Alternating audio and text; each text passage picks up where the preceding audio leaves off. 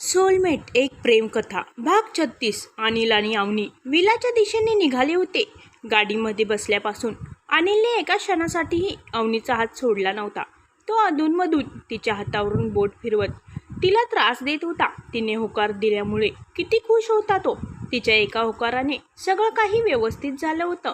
एका गैरसमजामुळे आपण त्याला इतकं हट केलं तरीसुद्धा त्याने तिच्या प्रेमाचा स्वीकार करून तिला इतक्या सहजतेने माफ केलं. हा विचार मनात येताच तिला थोडं वाईट वाटलं. Avani, are you okay? तिचे पाणावलेले डोळे बघून अनिलने गाडी रस्त्याच्या बाजूला थांबवली. आय एम सॉरी, मी खूप हर्ट केलं ना तुम्हाला? अवनी पाणावलेल्या डोळ्याने अनिलकडे बघत म्हणाली. It's okay. तुझ्या जागी जर मी असतो तर मी सुद्धा असंच वागलो असतो. आपण आता सोबत आहोत, हेच माझ्यासाठी खूप महत्त्वाचं आहे. I love you so much. Anil अवनीचे डोळे पुसत म्हणाला. खोटं, साफ खोटं. अजिबात प्रेम करत नाही तुम्ही माझ्यावर. जर तुमचं खरंच माझ्यावर प्रेम असतं तर तुम्ही मला सोडून लंडनला जाण्याचा विचार केला नसता. पीटर सर सांगत होते की तुम्ही लंडनला जाणार आहात, त्यामुळे तुम्ही खरंच मला सोडून जाणार का? अवनी म्हणाली. काम आहे तर मग जावंच लागेल. अनिल म्हणाला. तुम्ही खरंच जाणार आहात का? अवनी म्हणाली. तू मला नकार दिला, त्यामुळे चांगलं महिनाभराचं शेड्यूल बनवलं होतं मी. तर आता ऐनवेळी कॅन्सल तर नाही करू शकणार ना? तुला ड्रॉप करून लगेचच निघेल मी. अनिल म्हणाला. 1 महिना? आताच तर भेटलो होतो आपण दोघे आणि आता लगेच 1 महिन्याचा दुरावा. महिनाभर अनिलला बघता येणार नाही या विचारानेच अवनीला रडू आलं. अवनी स्टॉप. मी कुठेच जाणार नाहीये. ते तर मी असंच बोललो होतो तुला त्रास देण्यासाठी. मला बघायचं होतं की माझ्या दूर जाण्याचा तुला त्रास होतो की नाही. अनिल अवनीचा चेहरा हातात पकडत म्हणाला. काय तुम्ही खोटं बोललात? म्हणजे तुम्ही मुद्दामून माझ्यासोबत असं वागताय ना? तुमच्या अशा वागण्याचा मला किती त्रास झाला माहीत आहे. खोटारडे आहात तुम्ही. अकडू कुठले? अवनी अनिलला एक फटका मारत म्हणाली. अच्छा, तुला त्रास झाला आणि मला काय कमी त्रास झाला का? तुला माहीत आहे 2 दिवसापासून मी झोपलो सुद्धा नाहीये. अनिल अवनीचा हात पकडत म्हणाला. मी तुम्हाला सॉरी म्हटले ना, आणखी किती बोलणार आहात? अवनी म्हणाली. फक्त सॉरी बोलून काम होणार नाही, त्यासाठी तुला पनिशमेंट मिळणार आहे. अनिल गंभीरपणे म्हणाला. पनिशमेंट? कोणती पनिशमेंट? अवनी म्हणाली. तू मला इतका त्रास दिल्याबद्दल तुझी ही पनिशमेंट आहे की तू आजपासून रोज सकाळी मला एक गुड मॉर्निंग किस आणि रात्री झोपण्यापूर्वी एक गुड नाईट किस द्यावा लागेल. तसा आतापासून दिला तरीही चालेल, मला काहीच हरकत नाही. अनिल अवनीच्या चेहऱ्यावर झुकत तिच्या ओठांवरून बोट फिरवत म्हणाला. मग पनिशमेंट पूर्ण करूया ना? अनिल अवनीच्या ओठांवर झुकला तसं अवनीने लाजून त्याच्या कुशीत तोंड लपवलं. अनिलने हसून तिला मिठी मारली आणि तिच्या डोक्यावर ओठ टेकवले. लाजून तिचा गोरा चेहरा आता मात्र अधिकच गुलाबी झाला होता. तिचा मूड ठीक करण्यात तो यशस्वी झाला होता. इथून पुढे येणारा प्रत्येक क्षण हा असाच असणार होता. अनिल आणि अवनीच्या प्रेमाने सजलेला.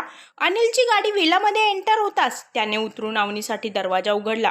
अनिलने तिच्या पुढे हात समोर केला तसं अवनीने हसतच आपला हात त्याच्या हातात दिला. दुपारची वेळ असल्याने लॉनमध्ये मेहंदी फंक्शनची तयारी करणाऱ्यांशिवाय कोणीच नव्हतं. अनिल अवनीचा हात हातात घेऊन चालत होता आणि अवनी त्याच्याकडे अवाक होऊन बघत होती. तिला वाटत होतं की कारमधून उतरल्यानंतर तो तिचा हात सोडून देईल, पण तो मात्र कशाचीच पर्वा नसल्यासारखा तिचा हात पकडून चालत होता. आतमध्ये त्यांची फॅमिली आणि बाकी गेस्ट होते. उगाच कोणी त्यांना असं बघायला नको, त्यामुळे अवनीने त्याच्या हातातून हात सोडवून घेण्याचा प्रयत्न केला, पण तिची हात सोडवण्यासाठी चाललेली धडपड बघून अनिल तिच्या हातावरची पकड आणखीनच घट्ट करतो. सर, माझा हात सोडा प्लीज, कुणीतरी बघेल. अवनी आपला हात त्याच्या हातातून सोडवून घेण्याचा प्रयत्न करत म्हणाली. आय डोंट केअर, ज्याला बघायचं त्याला बघू दे. अनिल बेफिकीरपणे म्हणाला. अनिल आणि अवनी विलामध्ये येताच प्रांजल आणि ईशा दोघीही तिच्या दिशेने धावल्या. अवनीने त्या दोघींना बघताच अनिलच्या हातातून पटकन आपला हात सोडवून घेतला. त्यावर अनिलने तिच्याकडे बघून नकारार्थी मान हलवली. अवनी, तू ठीक तर आहेस ना? कुठे होतीस तू कालपासून? असं न सांगता कोणी जातं का? आल्या आल्या ईशाने तिला एकामागून एक प्रश्न विचारायला सुरुवात केली होती. अवनी, हे तुझ्या डोक्याला काय लागलं आहे? बोल ना काहीतरी. अशी शांत का आहेस? प्रांजलने काळजीने अवनीच्या डोक्याला हात लावत विचारलं प्रांजल. मी ते. अवनी काही बोलणार त्याआधीच अनिलच्या काकूचा आवाज तिच्या कानी पडला. ओ, आल्या का मॅडम? आजकालच्या मुलींना कशाचीच काळजी नसते. ईशा बेटा, बघ ना, तू कालपासून तुझ्या या मैत्रिणीसाठी इतकी काळजी करत होतीस आणि ही मात्र कुठेतरी एन्जॉय करत असेल रात्रभर. हिला साधं इतकंही कळत नाही की कमीत कमी एक कॉल करून सांगावं, दुसऱ्यांचा चांगला क्षण खराब करून स्वतः बाहेर मजा करत फिरायचं. तुझ्यासारख्या मुलींना हे बरं जमतं, हो ना? काकू कुस्तिकपणे म्हणाली. काकू असं बोलल्यामुळे अवनीला खूप वाईट वाटलं, पण तरीही तिने ते चेहऱ्यावर दिसू दिलं नाही. काल ती दिवसभर माझ्यासोबत होती. अवनी माझी सेक्रेटरी आहे आणि काल ऑफिसमध्ये एक महत्त्वाचं काम होतं जे फक्त अवनीच करू शकत होती. त्यामुळेच मी तिला एवढ्या अर्जंटली बोलवून घेतलं होतं. आणि राहिला प्रश्न तिच्या कालपासून इथे नसण्याचा, तर काल साईडवर एक छोटासा अपघात झाला होता ज्यामध्ये मिस अवनीला थोडीशी दुखापत झाली होती. त्यातच तिचा फोन सुद्धा डॅमेज झाला, त्यामुळे ती काल रात्रभर इथे नव्हती. आय होप की आता तुम्हाला तुमच्या सगळ्या प्रश्नांची उत्तरं मिळाली असतील काकू. अनिल शांतपणे बोलत असला तरी त्याच्या बोलण्यात एक वेगळीच धार होती. आताच्या प्रसंगावरून त्याची काकू याआधीही अवनीला नक्कीच काहीतरी बोलली असणार याची त्याला खात्री झाली होती. अनिल बेटा, माझ्या बोलण्याचा तो अर्थ नव्हता. ती आपली गेस्ट आहे आणि तिच्यामुळे सगळे काळजीत होते, त्यामुळे मी फक्त. काकू सावरासावर करत म्हणाली. अगदी बरोबर बोललीस तू काकू. अवनी आपली गेस्ट आहे आणि त्याचबरोबर माझी सेक्रेटरी सुद्धा, त्यामुळे यापुढे कुणीही तिच्यासोबत अशा रीतीने बोलणार नाही असं मला वाटतं. तूच म्हणतेस ना पाहुण्यांचा अपमान करू नये? अनिल म्हणाला. हो, मी वरती जाते, मेहंदीची बरीच तयारी बाकी आहे.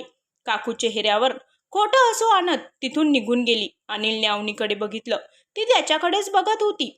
यावेळी तिच्या डोळ्यात त्याच्यासाठी प्रेमासोबत आदर आणि कृतज्ञता सुद्धा होती. तिच्यावर एक नजर टाकून तो आपल्या रूमकडे निघाला. तो जाताच ईशा आणि प्रांजल अवनीला घेऊन त्यांना दिलेल्या रूममध्ये आल्या. अवनी, तू ठीक तर आहेस ना?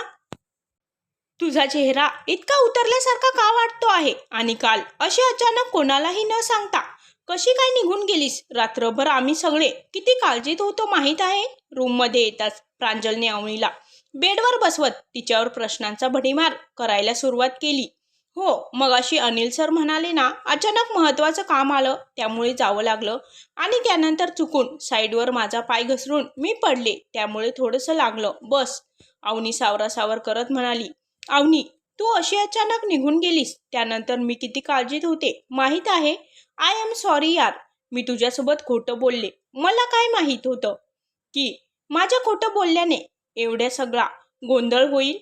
आता भाई काही मला सोडणार नाही. तो तुला काही बोलला का? सांग ना. अवनी आल्याची खबर मिळताच रेवा धावत पळत तिला भेटण्यासाठी आली होती. अवनी ही कशाबद्दल बोलत आहे? कोणतं खोटं? आणि अनिल सरांचा त्याच्यासोबत काय संबंध? ईशाने डोळे बारीक करत विचारलं. ते काहीच नाही, म्हणजे मी ते.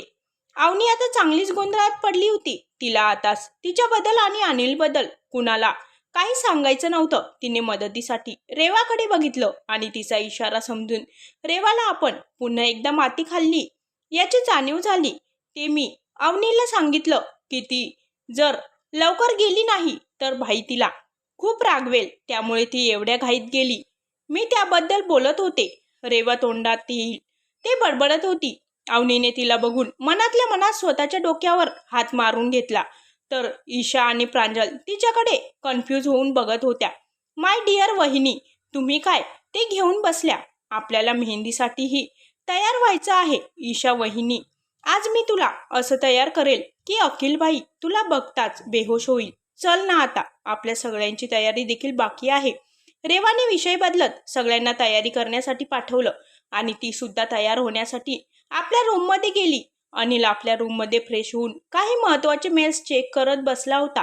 थोड्याच वेळात मेहंदीचं फंक्शन सुरू होणार होतं आणि त्याआधीच त्याला आपलं काम पूर्ण करायचं होतं. त्याच्या समोर ठेवलेली कॉफी कधीचीच थंड झालेली होती, पण तो मात्र अवनीच्या विचारात हरवला होता. काही वेळापूर्वी तिला केलेला किस आठवून त्याच्या अंगावर शहारे उठले.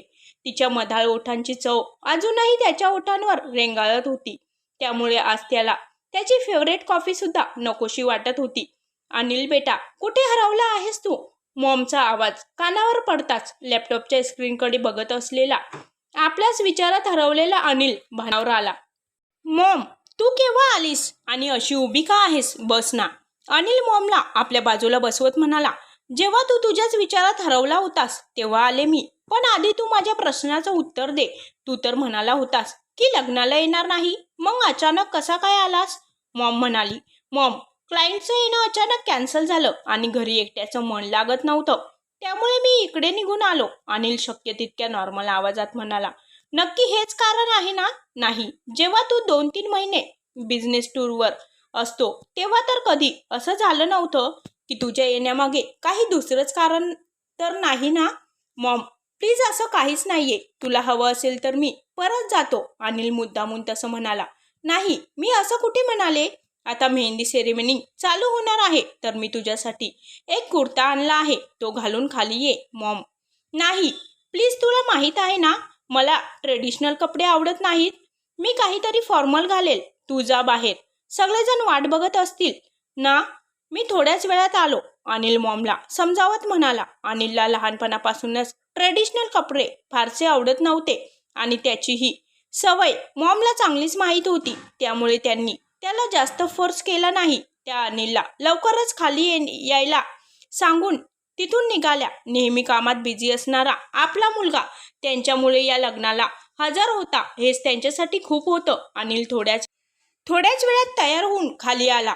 त्यांनी आज जो ड्रेस घातला होता त्यात तो जबरदस्त हँडसम दिसत होता. लग्नाला आलेल्या काही मुली राहून राहून त्यालाच बघत होत्या, पण त्याला मात्र या गोष्टीचा काहीच फरक पडत नव्हता. तो आपली भिरभिरती नजर पूर्ण हॉलमध्ये फिरवत आपल्या हृदयाच्या मालकिनीला शोधत होता. फक्त काहीच तास झाले होते ती नजरेआड होऊन, पण तरीही त्याचं मन तिला बघण्यासाठी अधीर झालं होतं. हॉलमध्ये म्युझिक सुरू झालं तसं अनिलने मागे वळून बघितलं. समोरून रेवा आणि अवनी ईशाला घेऊन येत होत्या. अनिल एकटक समोरून येणाऱ्या अवनीला बघत होता. आज ती रोजपेक्षाही जास्त सुंदर दिसत होती. अनिल तिला बघण्यात इतका हरवला होता की ती समोरून निघून गेल्याचंही त्याच्या लक्षात आलं नाही. भाई, तू इथे एकटाच काय करतो आहेस? आदित्याच्या आवाजाने अनिल भानावर आला. मेहंदी सेरेमनी स्टार्ट झाली. ईशाला मेहंदी लावण्यात आल्यानंतर बाकी सगळ्यांनी मेहंदी काढायला सुरुवात केली. अनिलने बघितलं तर अवनी ईशाच्या हातावर मेहंदी काढत होती. अवनीने हळूच नजर वर करून अनिलकडे बघितलं तर तो तिच्याकडेच बघत होता. त्याच्या असं एकटक बघण्यामुळे तिचं हृदय जोरजोरात धडधडू लागलं. मगाशी अनिल तिला बघताच फ्रीज झाला होता ते आठवून अवनीच्या चेहऱ्यावर गुलाबी साज चढला होता. ईशाची मेहंदी काढून होताच अवनी आणि प्रांजल मेहंदी काढायला बसल्या. मेहंदी काढताना अवनी आपल्या मैत्रिणीसोबत गप्पा मारण्यात बिझी होती आणि अनिल तिचं हसणं, तिच्या चेहऱ्यावर आलेली केसांची बट कानामागे करणं, तिची प्रत्येक अदा आपल्या हृदयात साठवून घेत होता. असे फॅमिली फंक्शन, सण वगैरे हे सगळं त्याला वेळ वाया घालवणं वाटायचं. त्याच्यासाठी त्याचा बिझनेस हेच त्याचं आयुष्य होतं. पण आता मात्र गोष्ट बदलत चालल्या होत्या. आज त्याने आपली फॅमिली आणि कामाव्यतिरिक्त अजून कोणासाठी तरी स्वतःचा वेळ दिला होता आणि ती अवनी होती. अवनीच्या फोनची मेसेज टोन वाजली तसा अवनीने आपला फोन चेक केला. Come to my terrace. अनिलचा मेसेज वाचून अवनीने चमकून वर बघितलं तर तिची नजर समोर उभ्या असलेल्या अनिलवर पडली, जो या क्षणी एकटक तिलाच बघत होता. आता काही तासांपूर्वी त्या दोघांच्या नात्यांची सुरुवात झाली होती. त्याने केलेल्या किसची धुंदी उतरता उतरत नव्हती आणि त्यात आता पुन्हा त्याला भेटायला जायचं हा विचार करूनच तिच्या पोटात हजारो फुलपाखरं उडत असल्यासारखी वाटत होती. मॅडम, तुमच्या मेहंदीमध्ये कुणाचं नाव लिहू? मेहंदीवालीच्या आवाजाने अवनी भानावर आली. 1 मिनिट हा. अवनीने मेहंदीवालीला थांबायला सांगून एक मेसेज सेंड केला. आता नाही येता येणार, आपण नंतर भेटू ना प्लीज. अवनीने मेसेज सेंड केला. खरं तर अवनीला सुद्धा त्याला भेटायचं होतं, पण आसपास इतके लोक असताना त्याला असं एकट्यात भेटायचं म्हणजे तिला थोडं दडपण आलं होतं. कारण त्या दोघांना कुणी एकत्र बघितलं असतं तर उगाच चर्चा सुरू झाली असती आणि अवनीला मात्र ते नको होतं. त्यांच्या नात्यावर कुणीही बोट उचललेलं तिला चालणार नव्हतं. त्यामुळे त्याला भेटण्याची प्रचंड ओढ असून सुद्धा अवनीने त्याला नंतर भेटू असा मेसेज सेंड केला. अनिलने मेसेज वाचून अवनीकडे बघितलं तर ती अगदी क्यूटसा फेस करत त्याच्याकडे बघत होती. तिचा तो क्यूट फेस बघत अनिलला हसू येत होतं, पण त्याने नेहमीप्रमाणे स्वतःचा चेहरा निर्विकार ठेवला. तो तिला पुन्हा मेसेज करणार इतक्यात त्याचा मोबाईलचा रिमाइंडर वाजला. लंडनच्या क्लायंटसोबत त्याची महत्त्वाची व्हिडिओ कॉन्फरन्स मीटिंग होती. फक्त अवनीला बघण्यासाठी इतकी महत्त्वाची मीटिंग होल्डवर ठेवून तो या फंक्शनमध्ये आला होता. पण हे काम देखील महत्त्वाचं होतं, त्यामुळे आता त्याला जावं लागणार होतं. त्याने अवनीकडे एक नजर टाकली. ती त्या मेहंदीवालीसोबत काहीतरी बोलत होती. त्याला कितीही इच्छा झाली तरीही तो आता अवनीला भेटू शकत नव्हता, कारण त्याचं काम आणि त्याचं प्रेम या दोन्ही गोष्टी त्याच्यासाठी महत्त्वाच्या होत्या. त्यामुळे तो तसाच आपल्या रूमकडे निघाला. तो काहीच न बोलता असा अचानक निघून गेल्यामुळे तिचं मन अस्वस्थ झालं आणि त्याला थांबवण्यासाठी अवनीने हळूच त्याला हाक मारली. म्युझिक सुरू असल्यामुळे तिचा आवाज त्याला ऐकू आला नव्हता, पण तिच्या हातावर मेहंदी काढणाऱ्या मुलीने मात्र ते नाव अगदी व्यवस्थित ऐकलं होतं आणि त्या क्षणी अवनीच्या मेहंदीमध्ये ते नाव लिहिलं गेलं, अनिल. अनिल असा अचानक निघून गेल्यामुळे अवनीचं मन अस्वस्थ झालं. तिला देखील त्याला भेटायचं होतं, पण सध्या ती तिच्या मैत्रिणीमध्ये अडकली होती.